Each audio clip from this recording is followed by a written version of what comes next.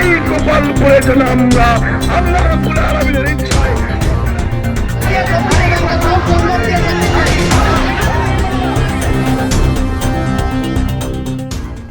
আসন্ন জাতীয় সংসদ নির্বাচনকে সামনে রেখে টাঙ্গাইলের গোপালপুর উপজেলায় অনুষ্ঠিত হয়েছে বাংলাদেশ জামায়াতে ইসলামীর বিশাল জনসমাবেশ ও আখেরি মিছিল।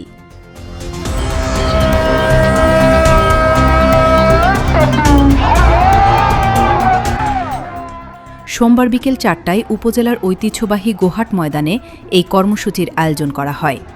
জনসমাবেশে প্রধান অতিথি ও প্রধান বক্তা হিসেবে বক্তব্য রাখেন বাংলাদেশ জামায়াতে ইসলামীর মনোনীত প্রার্থী মাওলানা মোহাম্মদ হুমায়ুন কবির। দাঁড়িপাল্লার মিছিলে যাওয়া যাবে না।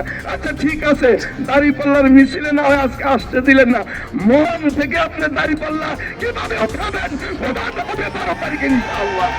12 তারিখে প্রমাণ হবে, 12 তারিখে প্রমাণিত হবে মন থেকে আপনি দাঁড়িপাল্লা মুছে দিতে পারবেন না। আজকে ভাই আমার আগামীর বাংলাদেশ।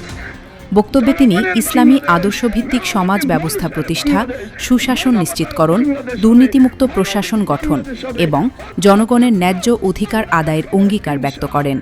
তিনি বলেন, দেশের মানুষ আজ পরিবর্তন চায়, আর দাঁড়িপাল্লা প্রতীক ন্যায় ও ইনসাফের প্রতীক। জনগণের সমর্থন পেলে একটি কল্যাণ রাষ্ট্র গঠন সম্ভব হবে বলেও আশাবাদ ব্যক্ত করেন। সাধ্য কারো না ইনশাআল্লাহ। এই বিজয় নিশ্চিত করার জন্যই বাংলার মানুষ আজকে ঐক্যবদ্ধ হয়েছে। সংগ্রামী ভাইরা আমার।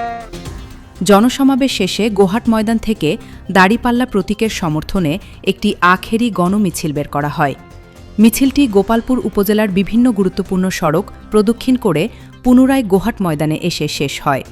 মিছিলে দলীয় নেতাকর্মী, সমর্থক ও সাধারণ মানুষের স্বতঃস্ফূর্ত অংশগ্রহণ লক্ষ্য করা যায়। এ সময় ইসলামী আন্দোলনের পক্ষে এবং দাঁড়িপাল্লা প্রতীকের সমর্থনে বিভিন্ন স্লোগানে পুরো এলাকা মুখরিত হয়ে ওঠে।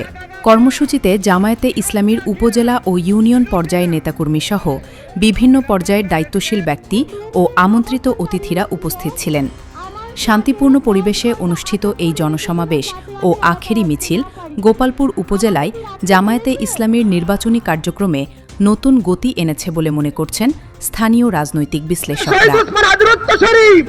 আমাদেরকে হুমকি দিয়ে, মামলা দিয়ে, জুলুম করে, নির্যাতন করে, নিষ্পেষণ করে জামাতের দাঁড়িপাল্লা